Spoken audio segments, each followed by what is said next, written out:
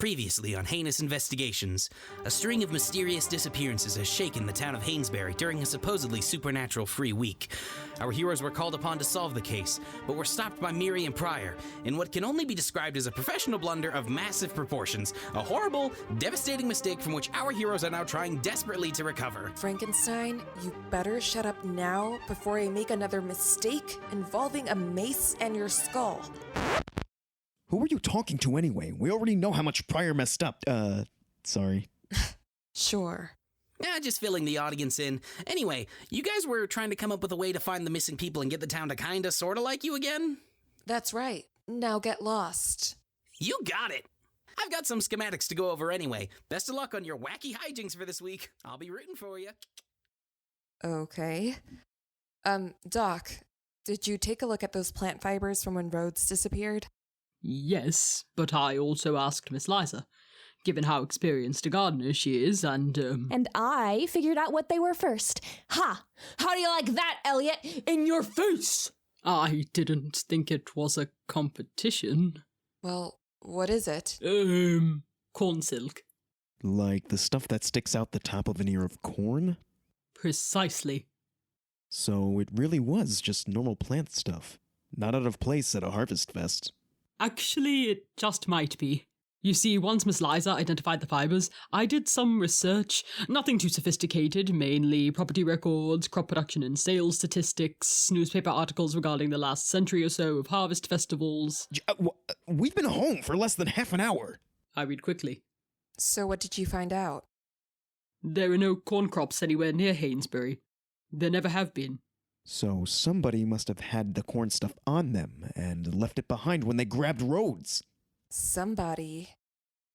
Or something. Well, look who's back on the believer train. It's just a precaution. We can't afford ruling anything out anymore.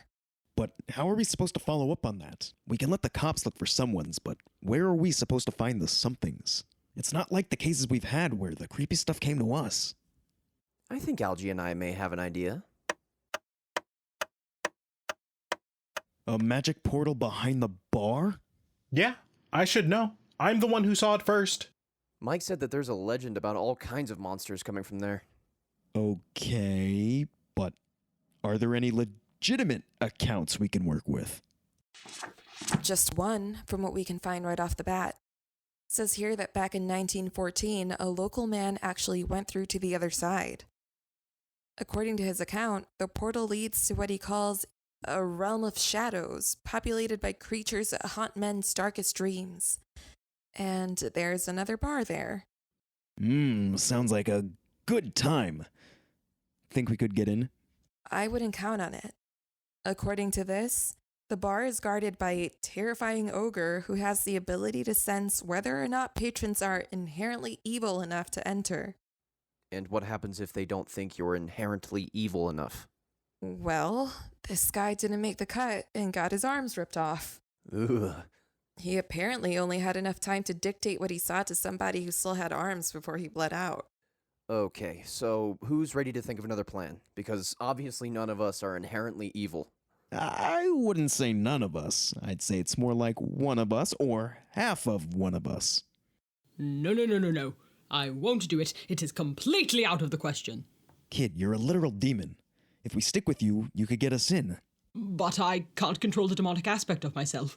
I'd even go so far as to call myself a degenerate.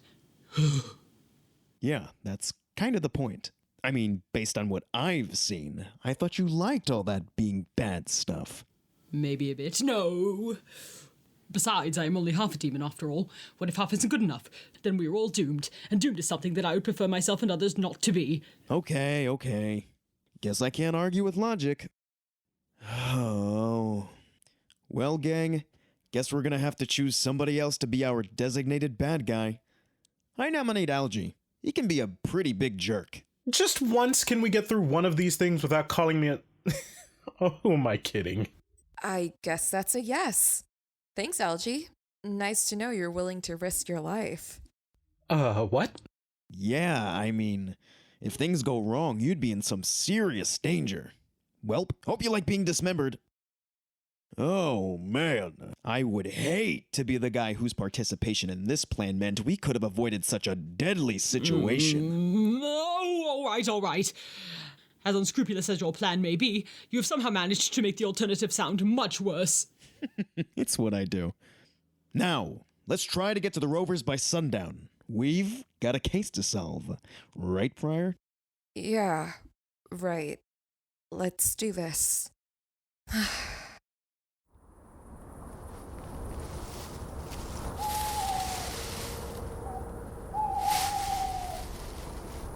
Alright, listen up, assholes. We were about to enter the darker side of Hainsbury.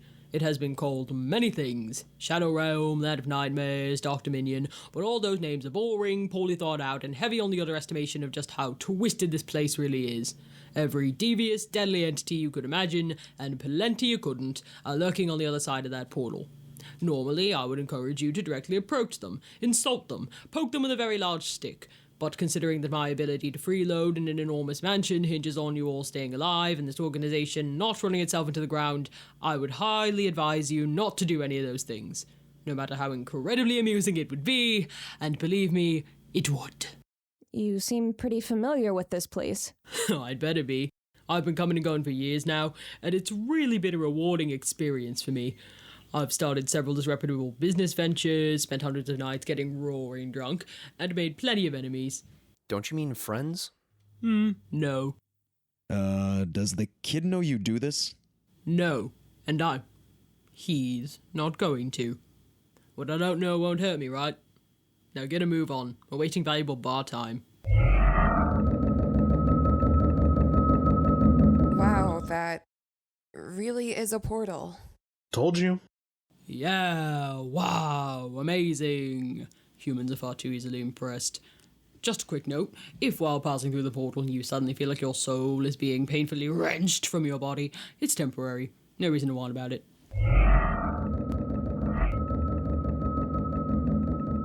What did he say about our souls? Are you coming?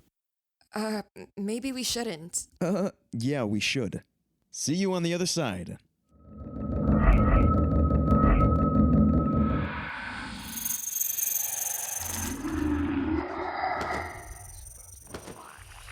Whoa. That is a lot of... Yeah, I have no clue what half of these things are. I don't know if I should be amazed or terrified. Terrified. Definitely terrified. Yep, world full of monsters. I wouldn't worry, though. The bar's right here. We can walk in no problem. I mean, aside from the whole terrifying ogre guard thing. Nice sign. The no holds bar. Best and worst little tavern in the realm. Also, the only one. But that's just because they literally destroyed the competitors. You're looking for information on mysterious kidnappings, that's your best bet. So, not the dock? What are we supposed to do about the guard? Leave it to me. Who goes there? Veronica! How's my favorite guard wench? Sai! Good to see you back. Who are the non-evils behind you? Oh, yeah, I've got this human sacrifice thing going on a little later. This was the best I could get together, but you know how it is. Beggars can't be choosers. Oh, okay. Go on in then. See you later, Sai. Sai? What? You think I'd spend all my time with monsters and criminals and use my real name? Please. Just point out somebody we can question about the disappearances. Well, let's see. Over here on your right, you got a lovely group of banshees, but if you get in with them, trust me, they'll be the death of you. Ladies.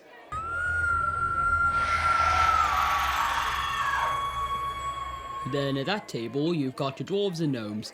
They like to think there's a difference between them, but at the end of the day, they're all just short buggers playing with rocks. What? How dare you say we're anything like those thugs who destroy quality gems and metals? We gnomes are the guardians of the mountains. Who are you calling thugs? We dwarves are noble fighters, not wee little hoarders. Who are you calling we little? You're the little ones, and your beards are stubby! That's it! Tonight we drink the blood of gnomes!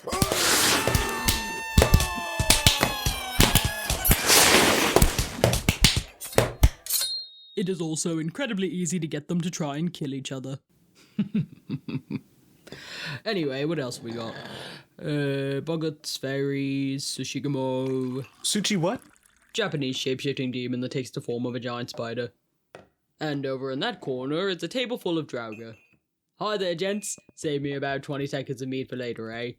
So if this is where all of Hainsbury's monsters come from, why wouldn't we just close the portal? Problem solved. Job's done for good. None of the beasts lurking around this place are from here. This is just where they come to get an occasional moment's peace from all of the relentlessly annoying humans, who aren't good for much more than an easy target for mischief and torture. Or a quick meal. Wait, what? Look, great to see you're having a good time, but we came here for answers, so if you're not going to take us to somebody who can give us some, I'll pick one of these guys out myself. I wouldn't if I were you.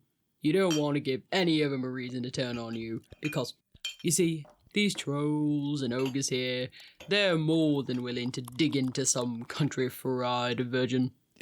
I'm not a virgin. Could have fooled me. Okay, that tears it. Get us to somebody who can help us now, or we'll all go back outside and get ourselves killed by the first monster we see. Excuse me? All right. Sitting over at the bar there. That's you, man. Charon, long time no see. How has my favourite psychopomp been? Drag any particularly interesting poor saps to hell lately? Silas, I wouldn't ask too much about hell. I expect to end up there eventually. Can I get you a drink? Now that you mention it, I'll take an entire jug of whatever they've got that's strong, preferably at least somewhat engulfed in flame. Done. Neat. Literally. Oh, and these mortals had some questions for you. Hi, Karen. Like, the Karen.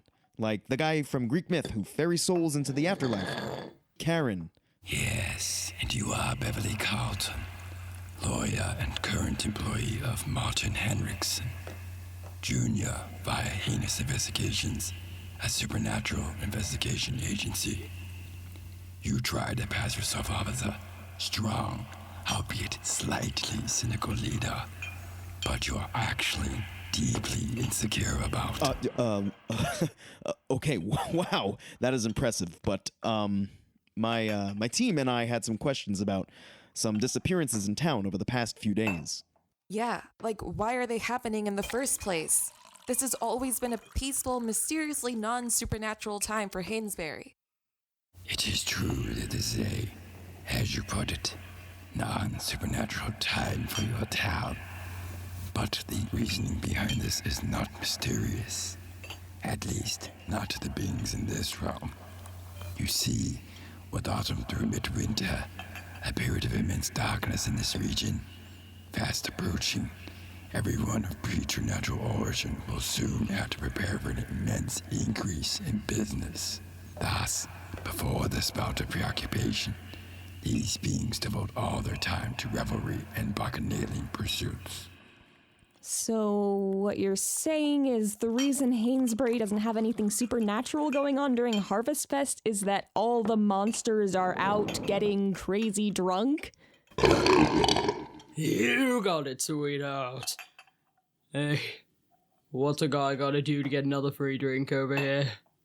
So, if everybody around here is getting wasted, why are there people disappearing? And what does it have to do with corn stuff? Corn silk?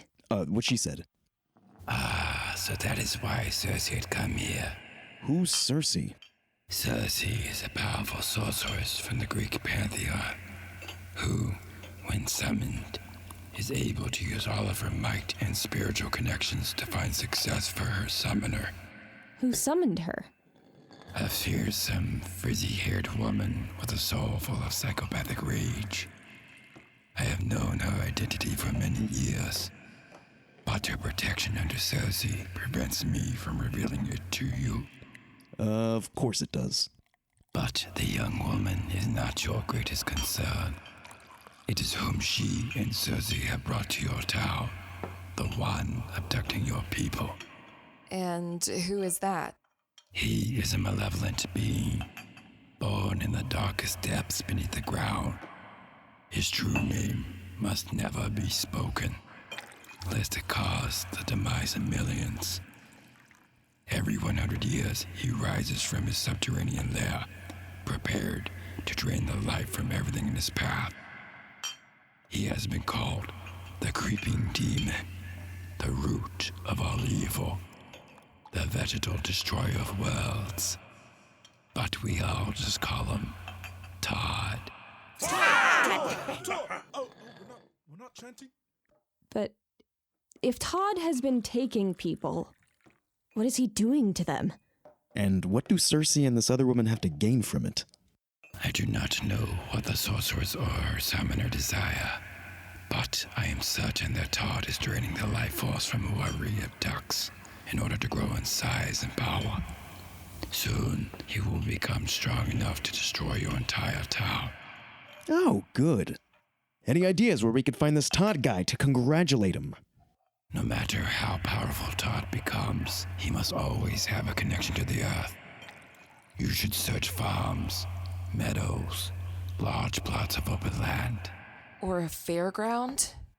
That would also work. Got it.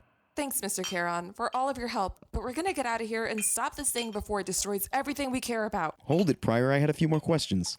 You realize the longer we stay in here, the more likely it is we'll be murdered and eaten, right? I have a say in how this team is run too, and I say we go! Ah! Oh, sorry, I didn't see you there. What are you? Another gnome? An imp? Leprechaun? That's okay, I'm gonna go now, bye! Wait a minute. Can I see that hood you're wearing? No, I don't think you should do that! Rachel, what? How did you even get here? I sorta gave that side guy my allowance money to tell me where you were going. What? Oh, come on, Miriam. How could I pass up a prime opportunity for paid child endangerment? Believe it or not, those are rather hard to come by nowadays. I'll get you for this later, but right now I'm getting my daughter out of here. But Mom... No buts, Rachel, and that goes for everybody else too. I don't care how many questions anybody has, we're leaving this death trap. And then what, Prior? You'll lock us all in our rooms and barricade the doors with bubble wrap? Excuse me? What happened to you, Prior? For the past couple of weeks, you've been trying more and more to keep everybody out of harm's way, and it's starting to affect your work.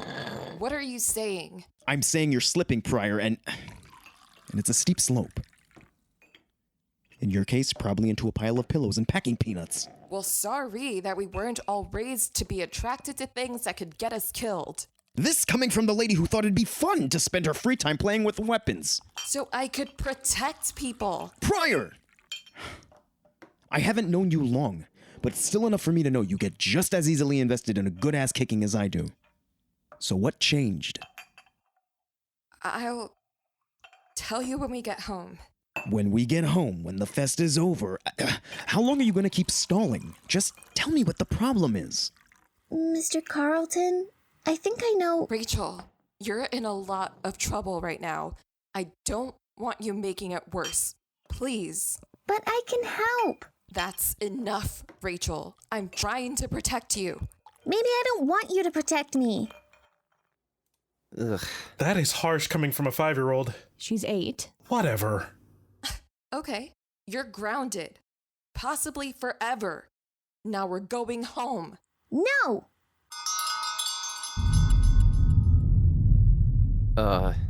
What's that sound? No idea. Rachel, honey, I know you're upset. I am too, but I need you to not do this, okay? Rachel. Oh no. Prior, what's going on? What the? Why are all the drinks exploding? Rachel, stop. Please. Oh my god. Hey, little girl, this your fault? You take one step closer to her, and you can say goodbye to both your eyes. Out of my way, lady. Ugh, hey! Mommy! She had it coming. Just like you, girlie. Pryor, your daughter just punched one of those trolls through a table. Yeah, try not to think about it too hard. What, you little... pointy thing in my hand. Nice shot. Now that's the Pryor I know. Really not the time, Carlton. Get this thing out of me! You hit Yun. By Odin, we will kick your ass into the next fortnight.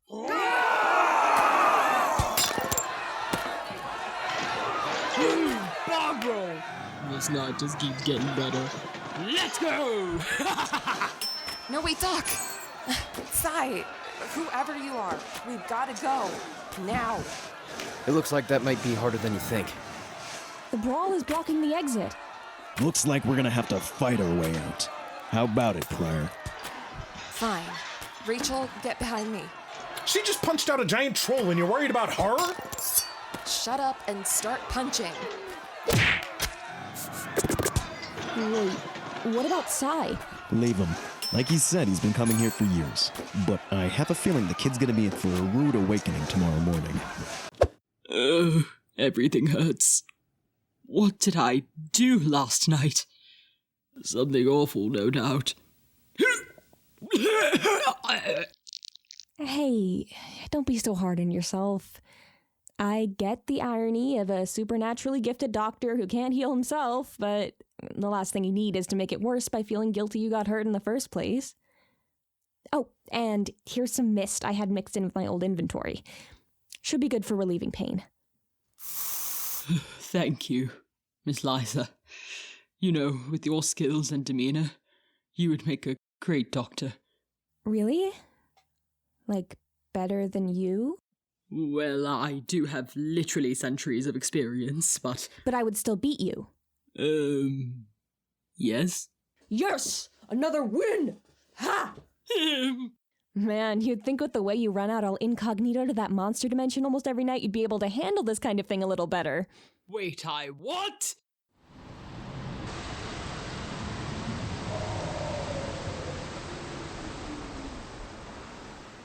So, Rachel is, special, huh?